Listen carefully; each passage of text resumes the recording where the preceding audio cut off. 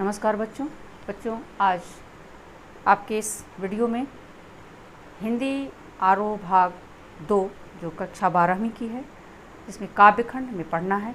काव्यखंड में हमारा ये पहला जो पद्य है, पहला चैप्टर, इसका नाम था आत्मपरिचय और जल्दी जल्दी ढलता है, हमने पढ़ लिया पिछले वीडियो में। आज हमें पढ़ना है पतंग, जो उसका दूसरा चैप्टर है, पार्ट 2 पतंग। इसके कवि रचनाकार आलोक धनवा जी हैं और इन्होंने पतंग के बारे में क्या लिखा। पतंग के विषय में आप सब जानते हैं, पतंग एक प्रकार का खेल होता है, बच्चे बड़े उत्साहित होकर के खेलते हैं और उसमें प्रकृति का क्या योगदान होता है, ऋतुओं का क्या योगदान होता है, ये सारी बातें इस पाठ से पढ़ने से हमें पता चलता है। तो पाठ को पढ़ने से पहले हमें कवि के विषय में थोड़ी सी जानकारी ले लेनी आवश्यक है। कवि से संबंधित कुछ प्रश्न भी बनते हैं, जैसे कि कवि का जन्म कहाँ हुआ या कवि का जन्म किस सन में हुआ इत्यादि। आपके इस बार की परीक्षाओं में वस्तुनिष्ठ प्रश्नों पर आपके प्रश्न पत्र बनने हैं, तो आप इस पर विशेष ध्यान दीजिए कि कवि हमारे जो आलोक धनवा जी हैं, उनका जन्म 1948 या 1948 में हुआ था। कहाँ हुआ था? ये बिहार प्रांत के जिला मुंगेर में हुआ था। और ये 7वें और 8वें दशक के जो आंदोलन हुए थे, सहयोग आंदोलन, उसमें अपनी सक्रिय भूमिका निभाए थे। और इनकी ये जो छोटे पद से ही इन्होंने कविता रचना शुरू कर दी थी और इनकी कुछ गिनी चुनी कविताएं इतनी लोकप्रिय हुई कि यह जो है लोकप्रियता को अर्जित कर ली और लोग जन समाज में इनकी इस रचना पर बड़ी चर्चाएं होती रहीं। बड़े ही मन से लोग उन कविताओं को पढ़ते थे, सुनते थे। इनके सन 1972 और 73 में कुछ कविताएं प्रकाशित हुईं और एक कविता जो उनका आरंभिक कविताएं जनता का आदमी, ये प्रकाशित हुई थी 1972 में, 1927 में प्रकाशित हुई थी। और ये जो आपका शीर्षक है पतंग दुनिया रोज बनती है, ये 1998 में, यानी 1998 में ये उन्होंने रचनाएं की हैं। कहते हैं कि जमशेदपुर के अनेक अध्ययन मंडलियों, जमशेदपुर टाटा, तो जमशेदपुर के अनेक अध्ययन मंडलियों के संचालन के साथ साथ वे कई राष्ट्रीय संस्थानों और विश्वविद्यालयों में अतिथि व्याख्याता के रूप में भी भाग लेते हैं। उनको आमंत्रित किया जाता है और व्याख्यान अपना प्रस्तुत करते हैं। इन्होंने रचनाएं जो हमने बताया, एकमात्र इनका काव्य संग्रह है जो दुनिया रोज बनती है और यह प्रकाशित हुई 1998 में। फिर उनका है इनकी पहली कविता, ये कविता है जनता का आदमी। ये क्या है? कविता जनता का आदमी, जो ये 1972 या 1972 में प्रकाशित हुआ था। लेकिन इनकी कुछ और भी हैं। इनको भागी हुई लड़कियां तथा ब्रूनो की बेटियां से अत्यधिक प्रसिद्धि मिली। दो इनकी रचनाएं हैं, जिसमें भागी हुई लड़कियां और ब्रूनो की बेटियां। आलोक धनवा जी को सम्मानित किया गया राहुल सम्मान से। राहुल सांकृत्यायन और बिहार राष्ट्र भाषा परिषद का साहित्य सम्मान तथा बनारसी प्रसाद भोजपुरी सम्मान से इनको प्रकाशित किया गया है। ये प्रस्तुत पाठ जो है पाठ्यपुस्तक में संकलित जो पतंग नामक कविता है को आधार कहा जा सकता है कि आलोक धनवा की प्रकृति वर्णन का बहुत ही बाल सुलभ क्रियाकलापों का चित्रण विशेष योग्यता के साथ। इनकी ये विशेषता है कि यह प्रकृति का वर्णन और बालकों का जो वर्णन है, जो उनकी बाल सुलभ क्रियाएँ हैं, उनकी बोल भाषा है, उसका ही चित्रण करने में ये प्रसिद्ध हैं, सिद्धहस्त हैं। पतंग के डोर के सहारे आसमान को छूने की कल्पना शक्ति जो बच्चों में इन्होंने प्रस्तुत किया है, साकार रूप दिया है। और बाल सुलभ क्रियाकलापों और प्रकृति के परिवर्तन, रंग तथा कल्पना का अद्भुत मिश्रण इनके काव्य रचना में देखने को मिलता है। भाषा सौंदर्य को अगर देखते हैं तो भाषा ध्वनि रंगों से परिपूर्ण और शब्द चित्र बिंब भाषा का प्रयोग इन्होंने किया है। और कहते हैं कि शरद का पुलों के पार करके आना, चमकीले इशारों से आसमान को मुलायम करना, दिशाओं को मृदंग की तरफ बजाना, बच्चों में उनके रोमांचित शरीर के द्वारा संगीत बजाना था, धागे के सहारे बच्चों का पतंग के साथ उड़ना आदि, यह एक प्रतिबिंब है। बिंब चित्रण भाषा का प्रयोग किया है और अपने पाठ को उन्होंने कैसे प्रस्तुत किया है, इस पर हम ध्यान देते हैं, इसको हम पढ़ते हैं। तो पहली पंक्तियाँ पहले काव्य पद्य का सबसे तेज, आगे इसको पढ़ते हैं। क्या कहते हैं कवि कि सबसे तेज बौछारे गई, भादो गया सवेरा हुआ, खरगोश की आंखों जैसा लाल सवेरा, शरद आया पुलों को पार करते हुए, अपनी नई चमकीली साइकिल तेज चलाते हुए, घंटी बजाते हुए जोर जोर से, चमकीले इशारों से बुलाते हुए, पतंग उड़ाने वाले बच्चों के झुंड को। ये गद्यात्मक शैली में है, गीत गद्यात्मक, और ये तुकांत नहीं है, अतुकांत है, और ये मुक्तक शैली में इन्होंने लिखा है। तो सबसे तेज बौछारें गईं, यानी गई क्या, बौछारें। बौछारें जब हवा के साथ झोंके चलते हैं और बारिश होती है तो वह उसको बौछार बोलते हैं। हवा के साथ जो बारिश के झोंके इधर उधर घूमते हैं उसको बौछारें कहते हैं। तो कब आते हैं ये बौछारें, कब होती हैं, ये वर्षा ऋतु में, यानी गई समाप्त हो गई, वर्षा ऋतु समाप्त हो गई। वर्षा ऋतु क्या हो गई, समाप्त हो गई। तो कवि ने यहाँ पर परिवर्तन, प्रकृति तथा प्रकृति का सौंदर्य और बालकों का जो प्रकृति द्वारा पतंग उड़ाने का जो निमंत्रण है वह उन्होंने प्रस्तुत किया है कि सबसे तेज बौछारें गई, भादो गया। भादो का महीना होता है ना, चैत्र वैशाख ज्येष्ठ आषाढ़ श्रावण भादो कुआर कार्तिक अघन पूष माघ फागुन, 12 महीने होते हैं हिंदी के, और 6 ऋतुएं होती हैं। क्या, वसंत, वसंत के बाद ग्रीष्म, वर्षा, शरद, शिशिर, हेमंत, फिर बसंत आ गया। इस तरह से 6 ऋतुएं और 12 महीने। एक ऋतु जो है 2 महीनों को अपने में समाहित करती है, 2 महीने एक ऋतु में। जैसे वसंत में क्या होता है, चैत्र वैशाख, फिर उसके बाद आते हैं ग्रीष्म, तो ज्येष्ठ आषाढ़। इस तरह से एक ऋतु 2 महीने। आगे बढ़ेंगे इसको देखते हुए।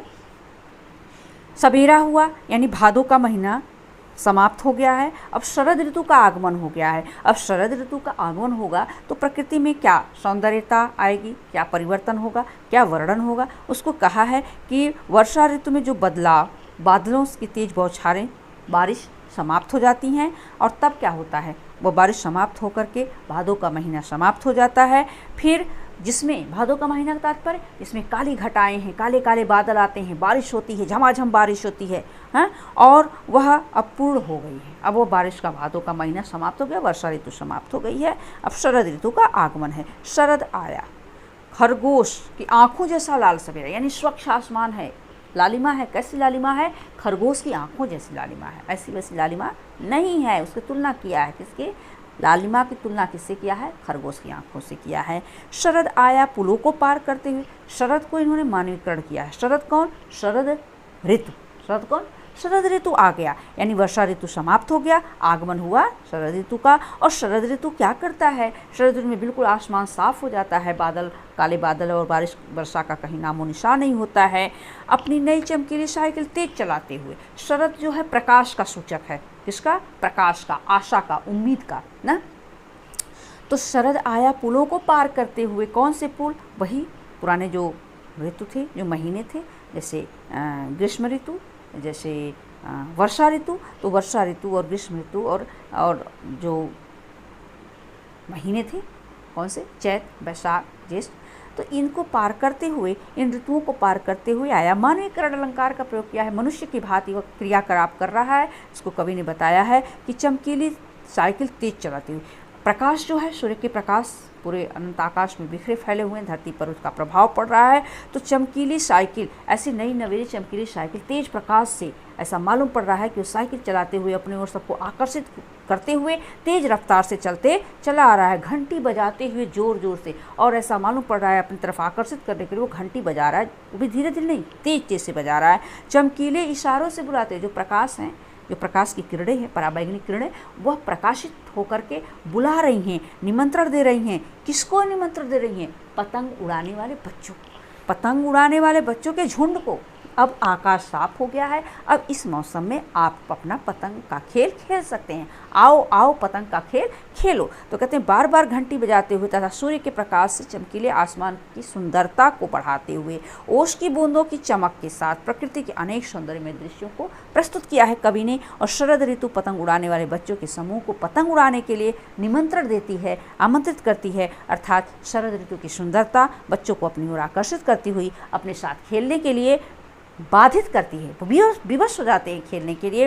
इसके भाव पक्ष को देखेंगे कि शरद ऋतु में प्रकृति सौंदर्य का आकर्षण सभी ओर से सबको अपनी तरफ आकर्षित करता है, और इसमें अनुप्रास, रूपक, पुनरुक्ति प्रकाश अलंकार का प्रयोग हुआ है। कला पक्ष देखेंगे तो प्रकृति का मानवीकरण किया गया, जैसे शरद ऋतु का किया गया है। प्रकृति के आलंबन व अलंकारिक रूप को भी कवि ने प्रस्तुत किया है।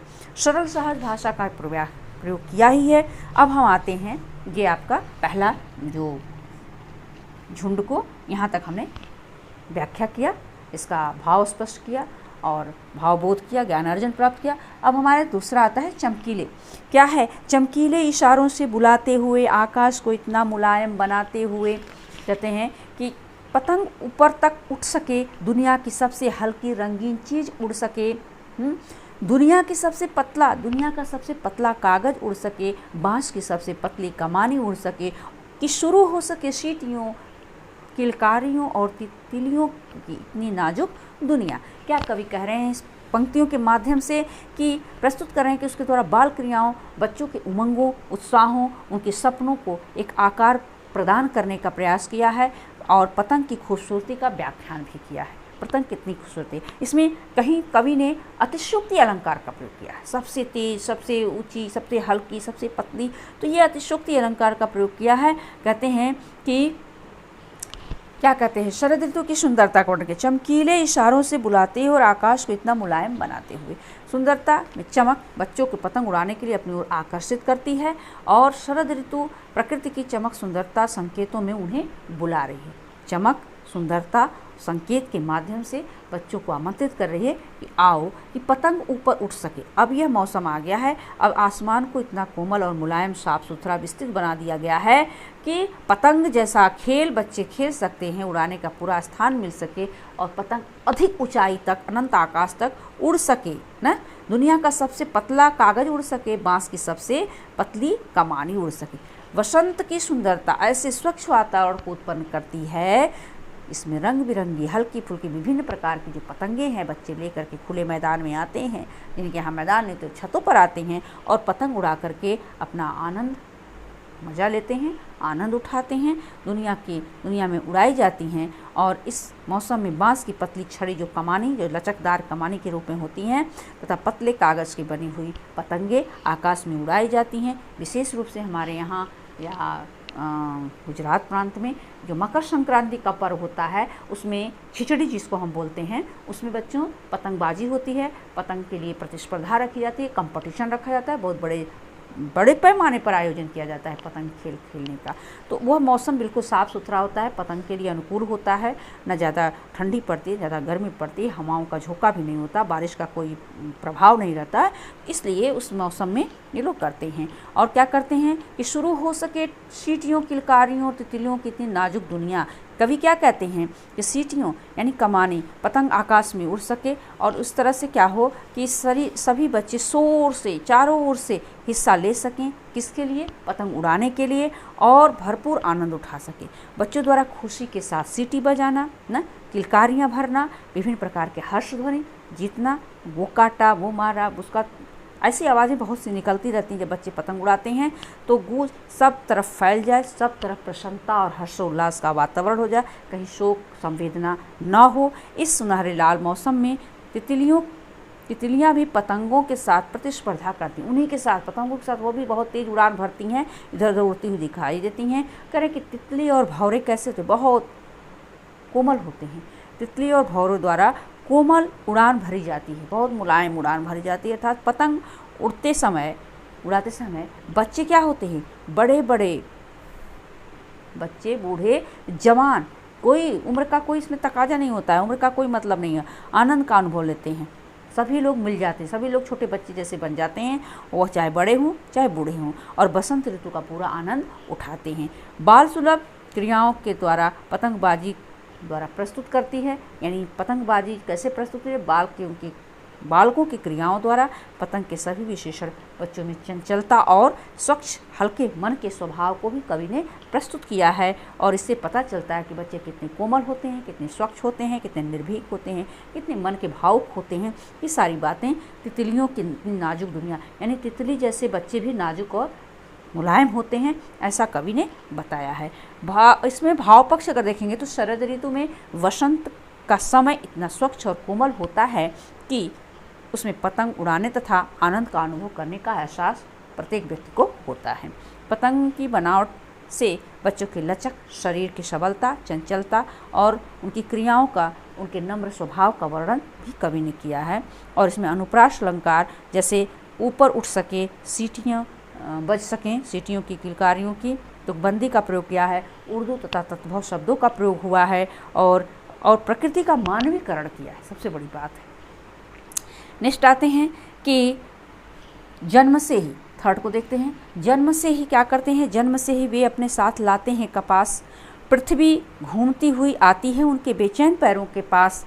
जब वे दौड़ते हैं बेसुध छतों के को भी नरम बनाते हुए, दिशाओं को मृदंग की तरह बजाते हुए, जब वे पिंग भरते हुए चले आते हैं डाल की तरह लचीले बेग से अक्सर, लचीले बेग से अक्सर। इसको देखते हैं बच्चों। इसमें कवि क्या कहते हैं कि बच्चों की बाल क्रियाओं तथा पतंग उड़ाने की मस्ती और चंचलता का दृश्य उन्होंने प्रस्तुत किया है। इस तरह से कि छतों पर जन्म से ही वे अपने साथ लाते हैं कपास। कपास क्या होता है? एक प्रकार की फसल होती है किस्म की, और वह उससे रुई बनाई जाती है। रुई यानी कॉटन, तो कॉटन से धागे बनते हैं। रुई हमारे यहाँ बहुत सारे कामों में आते हैं। तो बच्चा जब जन्म लेता है तब से रुई से संबंध उसका जुड़ जाता है कि बच्चा जब छोटा होता है तो कुछ भी चीज़ खाने पीने वाली चीज़ खाते कहाँ है, पीने वाली चीज़ को उसमें डीप करके, उसके मुंह में डीप करके डाला जाता है, एक बूंद करके। और उनके सॉफ्ट कपड़े होते हैं, बिल्कुल रुई के कपड़े, रुई में उसको लपेटा जाता है जब वो बच्चा नवजात माँ के गर्भ से उत्पन्न होता है, पैदा होता है। तो कह रहे हैं कि उस तरह से उसका तो संबंध ही जुड़ गया है। किससे? रुई से, कपास से। पृथ्वी घूमती हुई आती है उनके बेचैन पर। बच्चे बड़े चंचल होते हैं, चलायमान होते हैं, एक जगह स्थिर नहीं रहते हैं। और वो जब दौड़ते हैं पतंग उड़ाने के लिए तो ऐसा मालूम पड़ता है कि पृथ्वी उनके चारों तरफ से घूम रही है, ऐसे चंचलता बिखेर रही है ना। नम्र स्वभाव, जिससे धागा बनता है वह रुई है, और जिससे उनको भुट्टी, जैसे हमने बताया ना, 2-2 बूंद डाली जाती है। इसलिए कभी कपास के साथ बच्चों का जन्म से ही संबंध स्थापित किया है। बच्चों का संबंध किससे है? कपास का जन्म से है। और उछल कूद करते हैं, उनकी चंचल गति को उन्होंने वर्णन किया है कि इतने चंचल होते हैं के कारण ऐसा मालूम पड़ता है कि पूरी पृथ्वी को वह पैदल घूम करके नाप लेंगे, पूरी पृथ्वी का भ्रमण कर लेंगे, ऐसे वो चलायमान होते हैं। फिर छतों को भी नरम बनाते हुए, इतना ही नहीं, वो छत पर दौड़ते हैं। छत ना कठोर होता है, फिर भी वह छत को नरमी से साथ ऐसा दौड़ते, मालूम पड़ा छत में कहीं कुछ है ही नहीं, बिल्कुल मुलायम है। छतों पर सभी जगह मस्ती से घूमते हुए, बिल्कुल सभी दिशाओं को मृदंग की तरह बजाते हुए। मृदंग क्या है? एक वाद्य यंत्र है, बाजा होता है, एक तरफ का ढोल होता है, और इसमें जैसे बच्चे छत पे धम धम की आवाज़ होती है, ऐसे ध्वनि निकलती है, चारों तरफ उच्चरित होती है। जब सारे झुंड, उनका पतंगबाजी वाले बच्चों का झुंड एक जगह इकट्ठा होता है और छत पर कूदते हैं, तो ऐसा मालूम पड़ रहा है कि मृदंग नामक एक बाजा या वाद्य यंत्र बज रहा है। जब वे पेंग भरते हुए चले आते हैं डाल की तरह लचीले वेग से, कवि ने तरह डाल की तरह, इसमें उपमा अलंकार, रूपक अलंकार की तरह आते हैं बड़े बेग से पेंग भरते हुए। जब वो आते हैं तो बाजा बजता है ऐसा लगता है, और पेंग भरते हुए बड़ी तीव्र गति से आते हैं। और डाल की तरह जब हवा के झोंके तेज पड़ते हैं तो डालियाँ हिलने लगती हैं, उसी तरह इनका शरीर बहुत लचकदार होता है। और ऐसे बेग तीव्र गति से वो दौड़ते हुए आते हैं और पतंगबाजी का कार्य करते हैं। पतंगबाजी को क्या अंजाम देते हैं? पतंग उड़ाने की प्रतिस्पर्धा में भाग लेते हैं। तथा बच्चों पतंग उड़ाने तथा मौसम परिवर्तन के कारण चंचलता व मस्ती का में जो उड़ान भरी हुई है, वो बिना होश किए मग्न रहना, वो मदमस्त रहते हैं, उनकी किसी बात की परवाह नहीं होती है। तो इस तरह से बच्चों की चंचलता व कोमलता उनको सारी पृथ्वी तथा सभी दिशाओं में मस्ती से घूम रही है। पतंग उड़ाते समय वे अधिक भावुक हो जाते हैं। और कहते हैं कि कला पक्ष में मृदंग व डाल के रूप में बच्चों की क्रियाओं का वर्णन रूपक अलंकार में किया गया है। ये आप नोट करते जाइएगा बीच बीच में। तुकबंदी के कारण गेता का गुणमान विद्यमान है और तत्सम उर्दू शब्दों का प्रयोग हुआ है। बच्चों में की चंचलता के लिए कवि को ने नए बिंबों और सुंदर चित्रण का प्रयोग किया है। अब आते हैं इसमें चौथा इसका है कि छतों के खतरनाक किनारों तक उस समय गिरने से बचाता है उन्हें सिर्फ उनके ही रोमांचित शरीर का संगीत। पतंगों की धड़कती ऊंचाइयां उन्हें थाम लेती हैं। महज एक वेग के सहारे पतंगों के साथ साथ वे भी उड़ रहे हैं अपने रंध्रों के सहारे। कवि क्या कहते हैं कि पतंग जिस तरह आकाश में उड़ रहा है, उसी तरह ये बच्चे भी उड़ने का प्रयत्न कर रहे हैं कि निर्भयता और अनजानेपन के कारण खतरों से खेलने की क्रिया करते हैं। क्रियाओं का उन्होंने सचित्र वर्णन प्रस्तुत किया है। उनके अंदर उमंगें और आशाएं पतंग की ऊंचाइयों के समान अनंत आकाश में, विस्तृत आकाश में ऐसे फैले हुए हैं। उसी तरह इनकी आशाएं और उम्मीदें भी बहुत ऊंची तक हैं, बहुत उड़ान भर रही हैं, बहुत उनकी ख्वाहिशें बहुत अधिक हैं, उनकी कल्पना शक्ति अधिक है। क्या कहते हैं कि छतों के खतरनाक किनारों तक उस समय गिरने से बचाता है उन्हें। यानी पतंग उड़ाते समय बच्चे चंचल क्रियाएँ करते हैं। उनके शरीर की चंचलता संतुलित गतिविधियां उनसे करवाती हैं और उनमें साहस का संचार करती हैं। कवि कहते हैं, कौन, आलोक धनवा जी, कि बच्चों के लिए बिना किनारों वाली छत गिरने का भय हमेशा बनता है। जिसमें किनारे नहीं रहते हैं, जिसमें रेलिंग नहीं बन रहती, वो हमेशा डरावना भय बना रहता है कि बच्चे कभी न कभी गिर जाएंगे। परंतु ये बच्चे बिना किसी डर के अपने उछल कूद, अपने पतंगबाजी वाला कारण, उछल कूद स्वभाव के कारण, चंचल स्वभाव के कारण क्या करते हैं, इस ऋतु में पतंग उड़ाने के लिए संपूर्ण आनंद को प्राप्त कर लेना चाहते हैं। उन्हें किसी प्रकार का भय नहीं है। जब वो पतंग उड़ाते हुए छत के किनारे पहुंच जाते हैं जहां खतरनाक खतरा है, रिस्क है, गिर जाएंगे, तब अचानक केवल पतंग की डोर के सहारे, पतंग के हाथ में डोर रहती है, तो पतंग के डोर के सहारे वे अपने आप को संभाल लेते हैं। ऐसा कवि ने किया कि सिर्फ उनके ही रोमांचित शरीर का संगीत, पतंगों की धड़कती ऊंचाइयां उन्हें थाम लेती हैं। महज एक धागे के सहारे, एक धागे के सहारे जो हैं वही उनको नियंत्रित करती हैं और वह गिरने से बच जाते हैं। और पतंगों के साथ साथ वे भी उड़ रहे हैं अपने रंध्रों के सहारे, अपने छोटे छोटे रोम छिंद्रों के सहारे, छोटी छोटी कल्पनाओं के सहारे वो अभी आकाश में उड़ना चाहते हैं, जिस आकाश में उनके पतंग उड़ते हुए दिखाई पड़ते हैं। विभिन्न प्रकार के रंग बिरंगी के पतंग जो उड़ते हुए दिखाई देते हैं उनके साथ वो नचाते हैं। तो इस प्रकार पतंग उड़ाने बच्चों के पतंग उड़ाते समय अपने आप में उनसे जुड़ा रहना मानते हैं। जुड़ा हुआ किससे, पतंग और डोरी का जो साथ है वो उससे जुड़ा हुआ मानते हैं। तथा प्रतिस्पर्धा जो होड़ है, कंपटीशन है, उसमें क्या करते हैं, उसमें आगे निकल जाना चाहते हैं, पीछे नहीं रहना चाहते हैं। उस कंपटीशन में वो विजेता घोषित होना चाहते हैं। और पतंग बच्चों को उम्मीदों और उमंगों की, आशाओं की, रंग बिरंगी सपनों का जैसा लगता है, ऐसे सपने को उजागर किया है कवि आलोक धनवा जी ने इन शब्दों के माध्यम से, जिससे बच्चों वह उन ऊंचाइयों को छूना चाहते हैं जिन ऊंचाइयों को पतंगे अपने हद, अपनी सीमा में, लिमिटेशन जो है पार कर जाती हैं। इस प्रकार बच्चे अपने छिद्रों के साथ समान छोटी सी आशाओं, छोटे छोटे छिद्र निकालना कि छोटी छोटी आशाओं के सहारे पतंग की ऊंचाइयों को छूने का प्रयत्न करते हैं। तो ये आपका ये हुआ। लास्ट हमने दिखा नहीं है, इसको देख लेते हैं। अगर वे लास्ट लाइनें हैं, इनको हम अच्छे से समझेंगे। पैरों के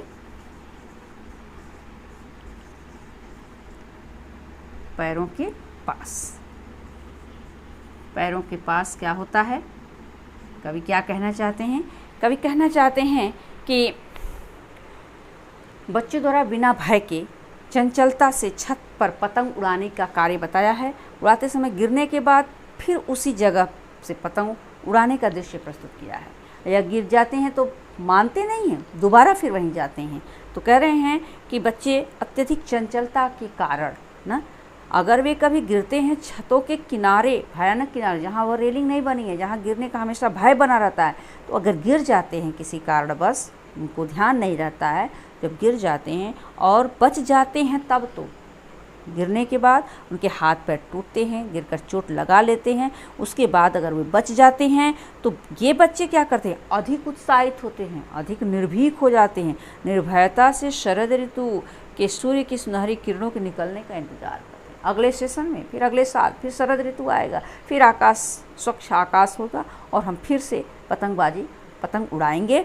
तो उसका इंतज़ार करते हैं और भी निडर होकर सुनहले सूरज के सामने आते हैं, उनका वेट करते हैं, इंतज़ार करते हैं। जैसे ही सूरज, शरद ऋतु का सूरज, खरगोश के जैसे लाल आंखों वाला सूरज आता है, आकाशमंडल पे छाता है, वैसे ही बच्चे अपने अपने पतंग लेकर, रंग बिरंगे पतंग लेकर, हल्की पतली कागज़ वाली पतंग लेकर, जो बांस की कमानी से बनी हुई है, उसको लेकर के खुले मैदान में, खुले छत पर आ जाते हैं और उड़ाने लगते हैं और कंपटीशन प्रतिस्पर्धा में भाग लेते हैं और अपने आप को विजेता साबित करना चाहते हैं। कहते हैं कि और भी निडर होकर सुनहले सूरज के सामने आते हैं, पृथ्वी और भी तेज घूमती हुई आती है उनके बेचैन पैरों के पास। उनके बेचैन पैरों के पास से क्या तात्पर्य है कि आनंद के साथ पतंग उड़ाते हैं, अर्थात उनका मन स्वच्छ है, कोमल है, स्वच्छंद है। वह जितने भी प्रकार की, सभी प्रकार की जो चोट घाव से वो उस घाव को भूल जाते हैं, शीघ्रतापूर्वक भूल जाते हैं, पुनः उमंग व आशा से भर जाते हैं, निराशा नहीं होते, हताश उदास नहीं होते हैं, वो भर जाते हैं और फिर से उनकी खोज में लग जाते हैं, यानी हमें अपने प्रकाश की तरफ बढ़ने का प्रयत्न करते हैं।